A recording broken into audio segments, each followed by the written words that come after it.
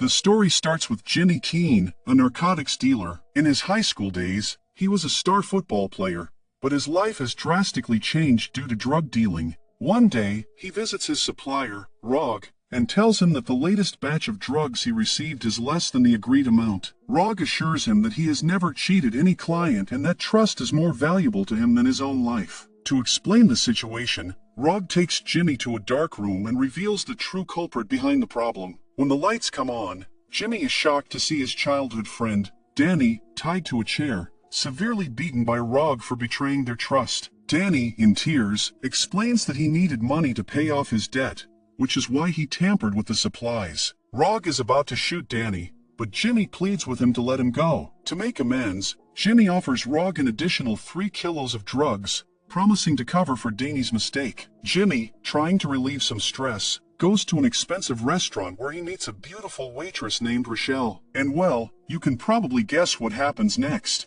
The next morning, while Jimmy is making breakfast for himself, the FBI suddenly raids his house. They find guns and drugs, and he is immediately arrested and sent to jail. In jail, Jimmy's father, Big Jim, a retired cop, comes to visit him. Big Jim is visibly worried about his son and feels responsible for the situation, blaming himself for getting involved in Jimmy's illegal activities. He tells Jimmy that the court could sentence him to a maximum of 5 years in prison. However, FBI agent Edmund Beaumont has offered a deal. If Jimmy confesses to all his crimes in court, his sentence could be reduced to just 2 years. The following day, Jimmy appears in court and admits to his crimes, expecting a lighter sentence as promised. However, instead of receiving the expected reduction, the judge unexpectedly increases his sentence to 10 years. Jimmy is left stunned and deeply troubled by the turn of events. Feeling betrayed, he glances angrily at Edmund Beaumont, questioning why he deceived him. But before he can react further, the security guards step in and take him away.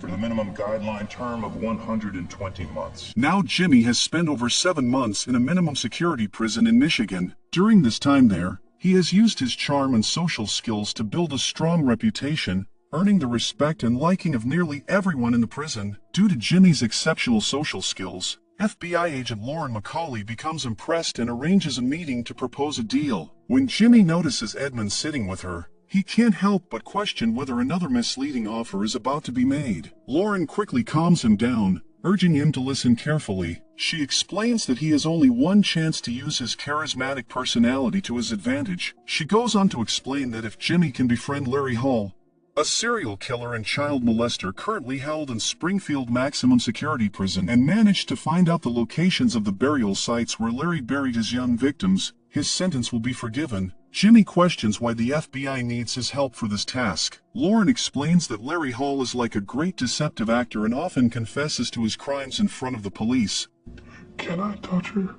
Only to later claim innocence through court appeals, which leads to his release. The authorities see him more as an attention-seeking serial confessor rather than a genuine threat. However, Lauren insists that this time it's different. They need someone who can get close to Larry and extract information from him, as he is skilled at covering his tracks and destroying evidence. Jimmy expresses his concerns about the dangerous criminals in Springfield, questioning the wisdom of sending him there. In response, Lauren stresses the urgency of the situation, warning that if nothing is done, Larry Hall could escape and continue preying on innocent girls. She then presents Jimmy with details about Larry Hall before leaving him to think over the proposition. That night, unable to sleep due to his restless thoughts and overthinking, Jimmy begins to closely read through Larry Hall's files. He immerses himself in the details of Larry's case, trying to piece together the complex puzzle of his life. As he delves into the documents, he examines Larry's family background, searching for any clues that might shed light on his motivations and behaviors.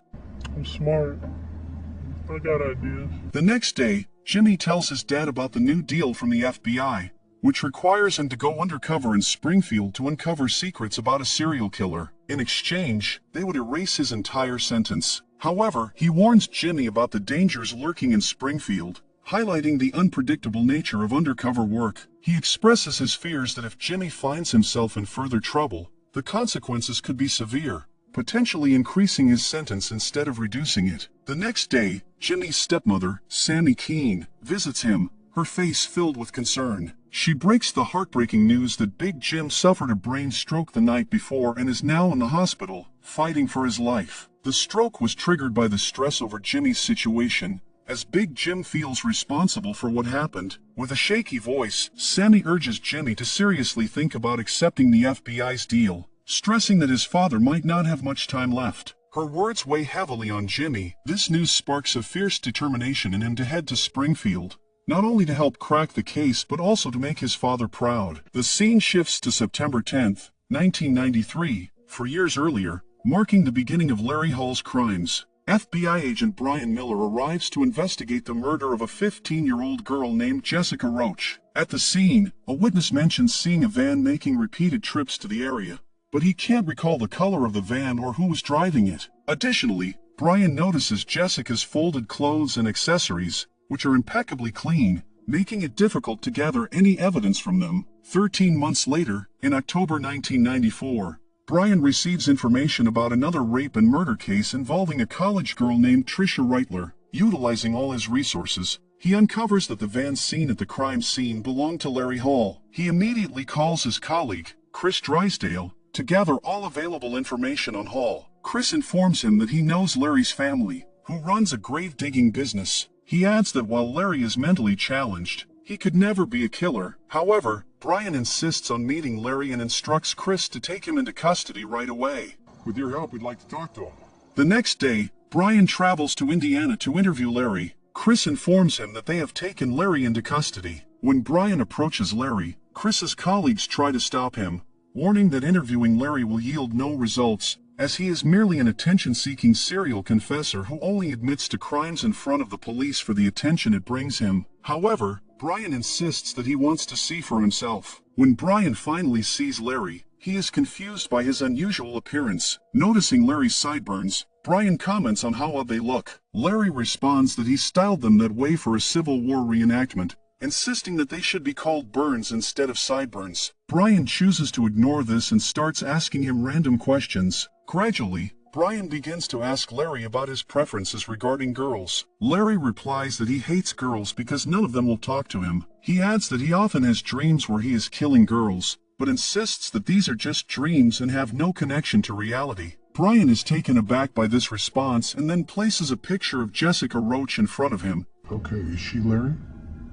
Asking if he recognizes her. Upon seeing the photo, Larry starts to tremble and tells Brian to take it away from him. Shortly after, Larry begins to have convulsions, prompting the investigators to let him go. Witnessing all of this only deepens Brian's suspicions about Larry. Brian then goes to meet with Lauren and Edmund Beaumont, presenting the entire case against Larry. They decide to summon Larry to the FBI's central facility in Illinois for further investigation. During the session, the FBI agent attempts to understand his psyche by asking why he is specifically attracted to young girls. Larry responds that he finds them hard to resist because they are often sweet and easy to talk to. The agent then asks Larry why he experiences dreams of murder and whether they keep him from sleeping at night. Larry admits that he has the same nightmares every night, which prevents him from getting a good night's sleep. The agent then places a picture of Jessica Roach in front of him. As Larry trembles, he picks up the photo and confesses that he knows her, admitting that he was the one who killed her. Lauren and Brian listen as Larry makes his confession.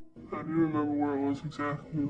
And they quickly prepare a report for him to sign. Agent suggests that signing the document might finally put an end to his nightmares, so Larry agrees and signs it. As a result of his murder confession, Larry is sent to Springfield. However, this isn't the first time he has been there. He has been to Springfield multiple times before. In the present, Lauren calls Jimmy in to ask for his final decision. He expresses his willingness to go to Springfield. However, Lauren begins to question him, wondering if he is truly capable of handling the situation there. She asks him what he finds appealing about women. Jimmy responds that he finds everything about women appealing and prefers hanging out with girls over boys. Lauren then asks if he has read Larry's files and what he knows about Larry's preferences in women. Jimmy admits he doesn't know. She follows up with another question about the reason for his parents' divorce. Jimmy answers in a sophisticated manner, explaining that there were some differences between his parents that ultimately led to their separation. Lauren becomes frustrated, tossing the files aside and standing up. She tells Jimmy that he will never uncover Larry's secrets with that attitude. Jimmy then admits the truth, His mother was promiscuous and was with different men every day, which ultimately led to his father leaving her. Upon hearing this, Lauren grants him permission to go to Springfield and informs him that he will be transferred there by plane that night. That night, Jimmy is given simple civilian clothes and boards the plane headed for Springfield. During the flight, he uses his charismatic personality to connect with the rest of the FBI crew on board, making friends with everyone. Lauren watches this unfold and is quite impressed by his ability to charm those around him. Lauren calls Jimmy over and informs him that only one psychiatrist, Aaron Zickerman, and a small guarding crew are aware of this undercover mission in Springfield. She assures him that if he encounters any difficulties, he can reach out to them for support. Lauren adds that she will visit him as his girlfriend in a month to help maintain his cover and prevent anyone from becoming suspicious. After landing in Springfield, Lauren wishes Jimmy good luck on his mission. She emphasizes the importance of staying focused and warns him not to make any mistakes. As the FBI crew drives Jimmy to the Springfield jail, they reapply the handcuffs to him with apologies. As they approach the jail, Jimmy begins to feel anxious. At the last moment, he considers changing his decision and expresses that he wants to go back, insisting that he doesn't want to stay in this demonic cell. However, the FBI agents encourage him, reminding him that he's not just doing this for his own freedom but also to stop a demon from escaping the jail, preventing him from committing further atrocities against innocent girls. After hearing this, Jimmy changes his mind and prepares himself to enter the Springfield cell. Now, it is shown that Larry Hall is working as a mechanic in the jail, leveraging his extensive knowledge of engine repairs. The guards often rely on him to fix malfunctioning equipment. Over several days, Jimmy observes Larry's habits closely. He notices that Larry tends to isolate himself and rarely engages in conversation with anyone. Jimmy makes multiple attempts to strike up a conversation, but each time, Larry dismisses him, preferring to remain in silence. Their cells are located right next to each other, allowing Jimmy to study Larry's behavior more closely. On the other side, Lauren and Brian start their investigation at Larry Hall's home. As they enter, they are met by Gary Hall, Larry's twin brother, who looks skeptical and a bit defensive. He tells Brian that he doubts they will find anything important during their search. He firmly believes that his brother isn't a murderer and insists that Larry will soon be released from jail, just like he has been in the past. But Brian calmly replies that only time will reveal the truth about Larry's actions. Your brother confessed to 2 murders. Lauren examines Larry's van closely and shares a concerning discovery with Brian. She mentions that they found a bottle full of contraceptive pills alongside cleaning supplies like alcohol and formalin. This unsettling find raises red flags for both Lauren and Brian, suggesting that these items might be used to eliminate evidence of possible crimes. A few days later, Larry's lawyer submits a request for a new hearing in court, leaving Brian and Lauren astonished when the judge accepts Larry's plea. The possibility now looms that Larry might be declared innocent and released in the upcoming hearing. This revelation causes significant concern for both Brian and Lauren, as they realize the stakes are higher than ever. That night, Lauren calls Brian, hoping to ease his worries. She reassures him that there's no need to be anxious since an undercover agent has been assigned to gather information on Larry and uncover his secrets. Despite her calming words, Brian remains deeply troubled. How do you feel about today? Good? He says that this approach might not lead to any real results. Frustrated, he abruptly ends the call, unsure of how to proceed. After hanging up, Brian shifts his focus to his daughter, who is quietly playing in the corner of the room. As he watches her, a wave of concern washes over him. He finds himself lost in thought, wondering if he will be able to keep her safe from the monsters of the society. The next day, Lauren meets with Brian and provides him with detailed information about Jimmy's mission. She explains that Jimmy was arrested in a narcotics case but possesses a charismatic personality that allows him to quickly bond with people. Lauren emphasizes that this makes him a valuable asset, as he could extract crucial secrets from Larry that they might never uncover through traditional investigation methods. Brian agrees to give it a shot, though he feels mentally drained. He sarcastically refers to Larry Hall as a master actor, remarking on his ability to commit crimes, confess to them, and then walk free. In response, Lauren hands Brian more of Larry's files,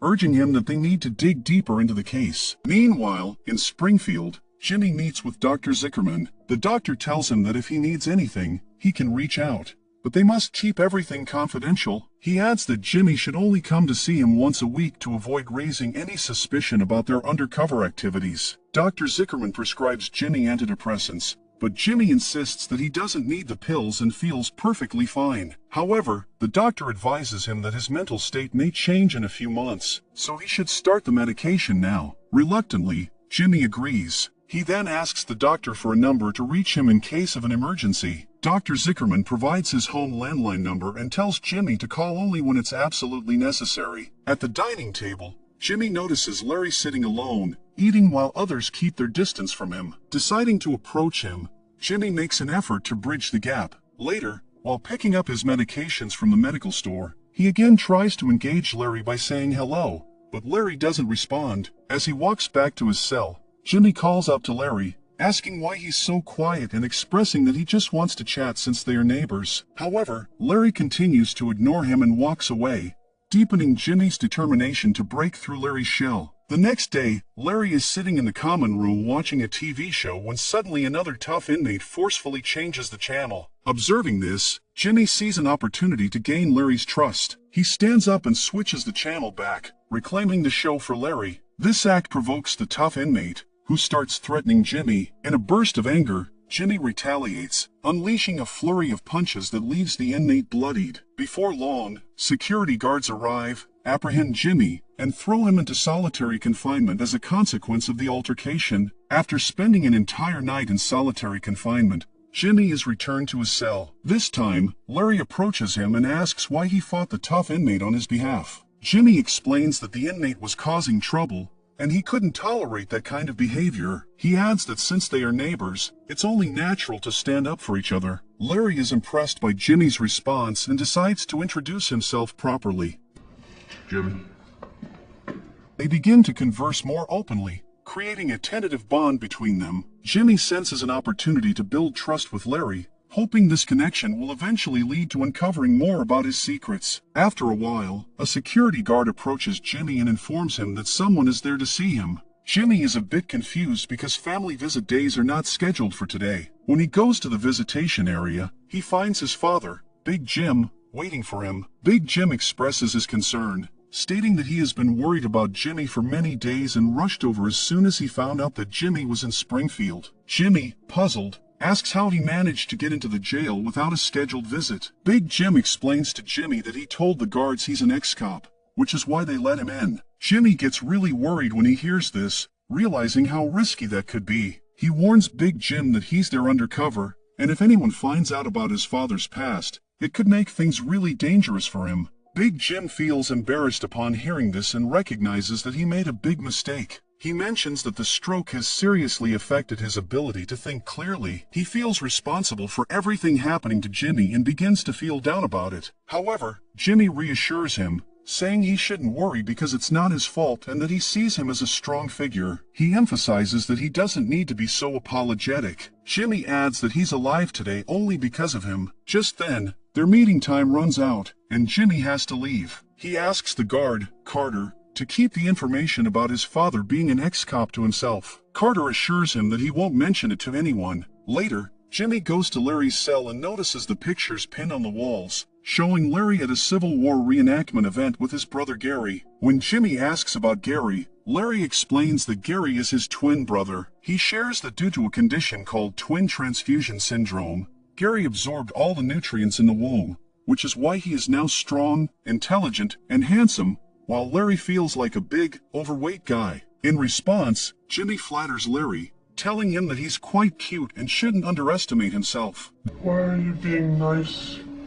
Then Larry shows Jimmy his mechanic office, where he repairs the jail's equipment. When Jimmy asks him how he learned all this, Larry explains that he used to frequently work on his van, which is how he gained a lot of knowledge about mechanics. Jimmy gradually steers the conversation toward girls, asking Larry what kind of girls he likes. Larry replies that no girl has ever spoken to him nicely, but then Larry reveals his inner darkness and asks Jimmy inappropriate questions. Jimmy hesitates and replies that it happens to everyone. However, Larry insists that no girl wants to be with him. Jimmy is taken aback and asks if he was forcing himself on them. Larry responds that there shouldn't be any problem with that. Just as Larry begins to provide more details, a guard walks in, and Jimmy can't learn anymore. On the other side, Lauren and Brian are studying the case of another murder force victim, 16-year-old Raina Reeson, which occurred 13 months ago. They discover clear evidence linking Larry Hall to this case, including Raina Reeson's birth control pills being found in Larry Hall's van. However, despite all this, local police had released Larry Hall from the case, declaring him not responsible. To uncover the details of the case, Lauren and Brian visit the sheriff of Indiana to discuss Raina Reeson's case and ask why he released Larry Hall. The sheriff explains that Larry only lies to gain attention from the police. He claims that the real culprit was Raina Reeson's ex-boyfriend, not Larry. The sheriff shows them a picture of the birth control pills and explains that the evidence was not enough to convict Larry. When Raina's blood was tested, it showed no trace of the birth control medication, only other drugs. Because of this lack of evidence, they had no choice but to release Larry. He adds that there is no need to waste time and government's money on Larry's case. Brian and Lauren feel quite demotivated as they sit in the local bar, drowning their frustrations in drinks. Brian bursts with anger, declaring that Larry is the worst kind of brain-rotting psychopath to ever exist on this planet. He confesses to the murders and then manages to prove himself innocent. What a despicable combination of foolishness and cunning. Lauren, trying to stay hopeful amidst the despair, mentions that their last chance lies with Jimmy, who might be the one to uncover the real secrets. In jail, Jimmy encounters Carter, who warns him that if he doesn't give him $10,000, he'll expose Jimmy's undercover status to everyone in the prison and ruin his plan. Jimmy is taken aback by this and asks how he's supposed to come up with that kind of money while in jail. Carter coldly replies that it's not his problem. Jimmy then asks his father for a loan of $10,000, explaining that if he doesn't pay Carter, it will jeopardize the entire plan. Big Jim responds that he has spent all his money on medical treatment and doesn't have the funds available right now. In a moment of desperation, Jimmy mentions that there's a speaker at their house containing 3 kilograms of narcotics. If he can somehow get access to it, he believes he can arrange the $10,000. A few days later, after searching the house, Jimmy's father tells him that he searched everywhere but couldn't find any drugs. Jimmy then asks if his brother had come over while he was away. Big Jim replies that his brother might have stayed for a night. Your brother does the same.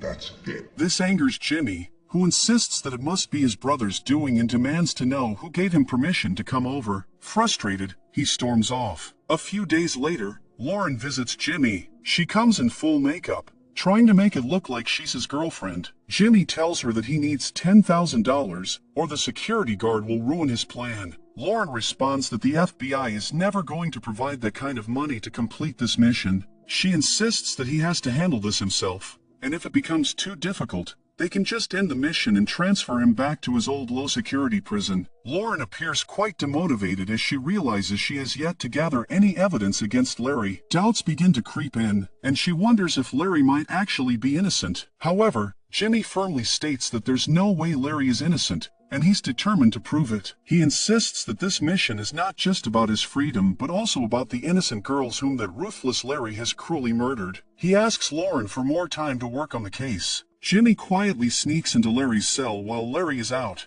As he looks around, he notices several porn magazines scattered about. Curiously, he opens them and is horrified to discover that Larry has drawn extremely disgusting and horrifying images of girls, depicting strangulation and murder using various instruments, along with sadistic behaviors and rituals. He examines the drawings closely, taking in the unsettling details, and then carefully puts everything back just as he found it, trying to shake off the chilling impact of what he has seen. When Jimmy returns to his cell, he finds Carter waiting for him inside. Carter asks for the money, and Jimmy firmly tells him that he can't arrange it. Carter, with a wicked grin, stares at Jimmy before leaving the cell. For several days, the prison remains eerily quiet. Larry tells Jimmy that this calm is just the calm before the storm, and something big is about to happen. As he predicted, chaos ensues. Psychopathic inmates turn on each other, leading to a brutal outbreak of violence where many inmates and security guards are killed, and bloodshed and destruction reign everywhere. However, Jimmy and Larry stay in their cell, avoiding involvement in the riot and managing to keep themselves safe. The police finally manage to bring the riot under control after a difficult struggle. Following this, Larry is appointed as the cleaning supervisor due to his expertise in cleaning. He enthusiastically guides all the inmates on how to clean, diving into the task with great energy. Watching this, Jimmy realizes that Larry's exceptional cleaning skills are likely what have enabled him to successfully cover up all the evidence against him. While they are cleaning, Jimmy asks Larry about his childhood. Larry reveals that he has been digging graves since he was a kid and has excavated over 100 graves by now. Jimmy, surprised, asks if he wasn't scared as a child to be alone at night with a corpse in a grave. Larry responds nonchalantly, saying there's no need to fear a piece of meat. This confuses Jimmy, who insists that a human is more than just a piece of meat. They are a being that holds a soul. But Larry continues to argue, questioning why people bury valuable watches and rings with the deceased. Those items hold no value for the dead but could be useful to the living. He then recounts a childhood story about the time his father took him to dig up a grave in the middle of the night. Larry dug for hours with his small hands until he finally reached the corpse. They discovered valuable items belonging to the rich deceased person. Larry removed the rings and other valuables one by one,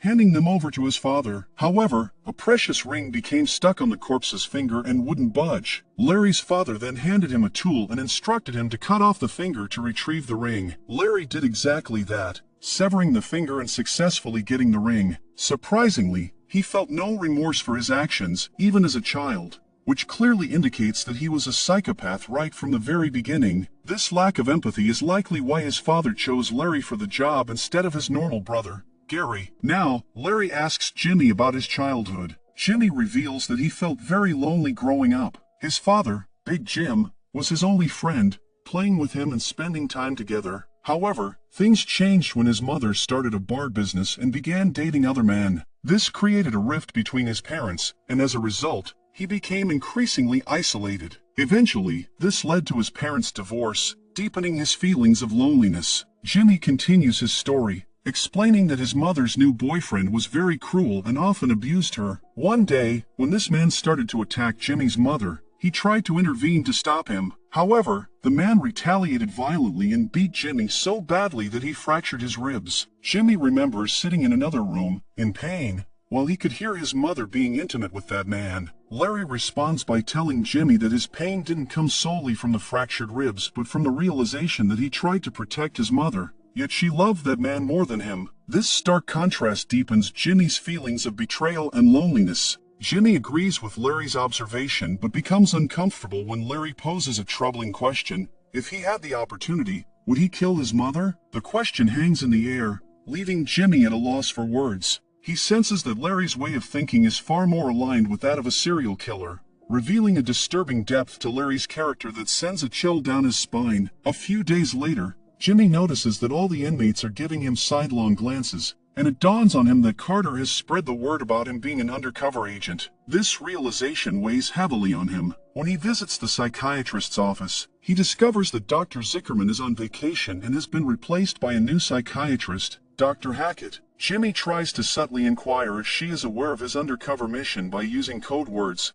but Dr. Hackett responds that she has no idea what he is trying to convey. This interaction confirms Jimmy's fears. He is now completely alone in his mission, with no support or understanding from anyone in the facility. The weight of isolation adds to his sense of urgency and desperation as he grapples with the consequences of Carter's betrayal. A few days later, Jimmy forms a friendship with Gigante, the most influential inmate in the prison. Gigante appreciates Jimmy's attitude and hints that his crew will ensure Jimmy's safety. Meanwhile, Brian and Lauren begin their investigation into the murder of Trisha Reitler, as they have found leads suggesting Larry's involvement in the case. However, they have yet to find Trisha's body, which has not been located ever since the incidents. They visit the last known location where Trisha was seen, and Lauren notices a newly constructed gas station nearby. They go to the gas station and ask an employee if a man named Larry has ever come to fill his van with gas. The employee, being new, admits he doesn't know. Brian then suggests that since there's a gas station here,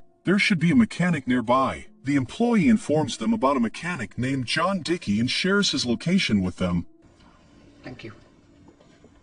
Brian and Lauren visit John Dickey, who is a cheerful man, comfortably knitting a sweater for his daughter. They show him a picture of Larry and ask if he ever came by for repairs. John responds that he does know Larry, as he used to visit the shop frequently. However, he adds that Larry was quite strange, often staring at the young women who worked at the shop, making them feel uncomfortable and insecure. However, when Larry tried to flirt with John's daughter, Audrey, John banned him from the shop entirely. Lauren asks if they can speak with Audrey for more details. John informs them that Audrey now lives in the city, and they can visit her there to get further confirmation. Brian and Lauren visit Audrey and ask her what she knows about Larry. Audrey shares that Larry was an extremely creepy person who harassed every girl he encountered and even tried to force them into his van. She recalls one disturbing incident where he brought her a bra as a gift, and it was exactly her size, which was clear proof of how unsettling and obsessive he was. Audrey continues, telling Brian and Lauren that Larry once brought her a bicycle as a gift, but she never used it. She then takes them to the garage to show the bicycle. To their shock, Brian and Lauren realize that the bike actually belonged to Jessica Roach, the same girl who had gone missing. It becomes clear that Larry had given Audrey the stolen bike as a gift, further linking him to Jessica's disappearance. Brian and Lauren bring the evidence to Edmund, confident that this could finally be the proof needed to catch Larry. They explain that the stolen bicycle could directly tie Larry to Jessica Roach's disappearance. However, Edmund dismisses their enthusiasm, explaining that after so many years, it's unlikely that any fingerprints would still be on the bike. He adds that while Audrey can testify that Larry gave her the bike, her testimony alone wouldn't be strong enough in court. Despite their determination, Edmund remains firm, telling them that this evidence won't be enough to secure a conviction. He commends them for their hard work and investigation, but ultimately says that there's nothing more they can do with what they have. Their only hope remaining is Jimmy in the prison.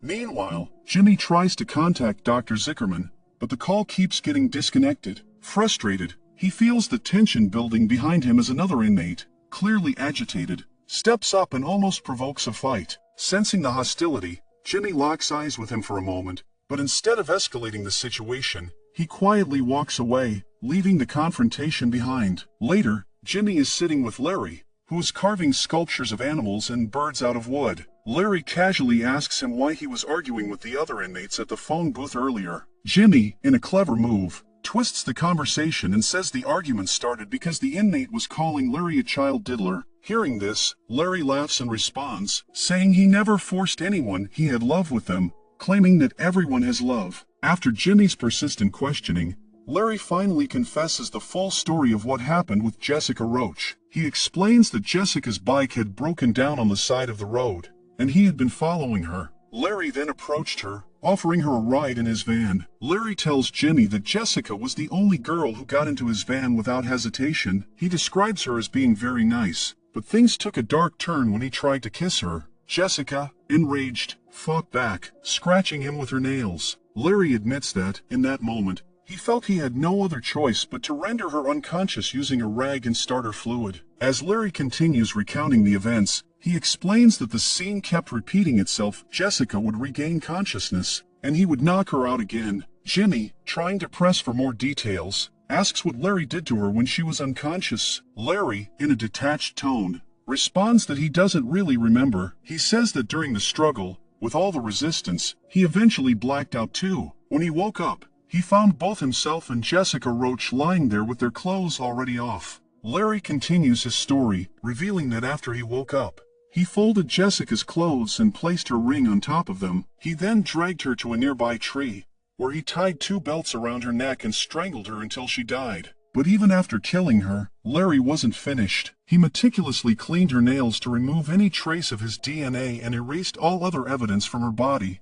ensuring nothing would be left to connect him to the crime. Hearing all this, Jimmy feels overwhelmed with a mix of sorrow and anger, but he can't reveal his emotions in front of Larry. He holds it all inside, struggling to comprehend how someone can be so brutal and heartless. The sheer cruelty of Larry's actions astonishes him, making him question the depths of human sinfulness. Later that night, Jimmy goes back to his cell and starts to cry silently. He can't shake the horrifying thought of how someone as cruel as Larry could murder an innocent girl like Jessica with such brutality. The weight of it all keeps him awake, and he is haunted by nightmares throughout the night. In the morning, Larry comes to wake him up. He tells Jimmy that maybe he's having nightmares because he's scared after hearing the story he shared. He claims that he is just a great storyteller and what he said was merely a story with no connection to reality. Jimmy realizes that Larry is likely to say things like this because he has studied all his case files. Jimmy then uses a new technique and tells Larry that he already knew it was just a story because he believes Larry doesn't have the guts to commit such acts. He calls Larry a coward, which angers him. Larry changes his tone and insists that everything he said is 100% true. He adds that if Jimmy wants to know more, he should come to his office in the basement after lunch, where he will show him the entire map.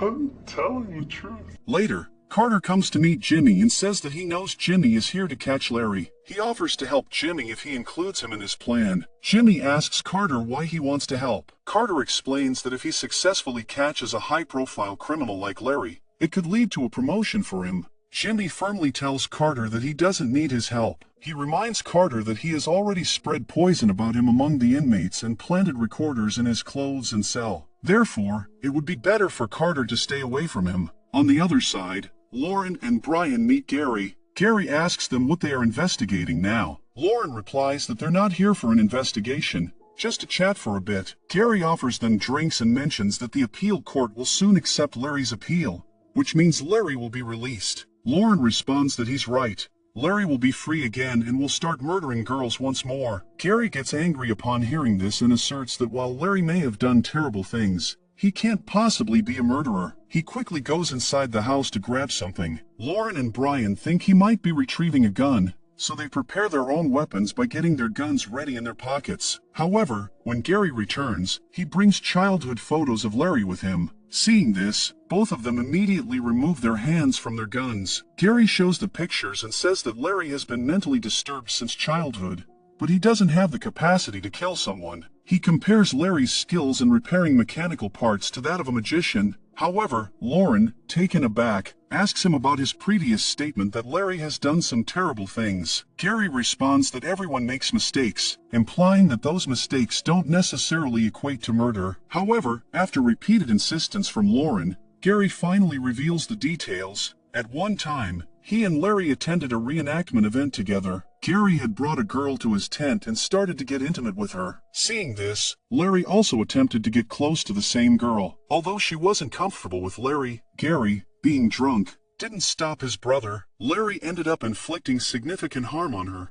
beating and strangling her in the process. Gary stood there, watched Larry in shock. Gary states that he had never seen his brother display such a monstrous side before. Larry had turned into a complete demon. The next day, with the help of a biker, Gary managed to take the girl back to her home. Filled with regret, he expresses how he wishes he had used his common sense at that moment to prevent the horrific act from happening. He laments that he should have tried to reason with Larry. Hearing this, Lauren confronts Gary, asking him what he would do if his violent brother were to be released from jail and roam the streets again. She questions whether he would be able to stop him or if he could bear to keep such a monster in his life, watching him while knowing the potential harm he could cause to someone else's mother or daughter. Gary falls silent, unable to find a response to her probing questions. On the other hand, Jimmy finally heads to the basement to meet Larry. There, Larry has drawn a detailed map showing where he buried the girls he killed. Jimmy notices that there are 21 vulture sculptures placed around the map.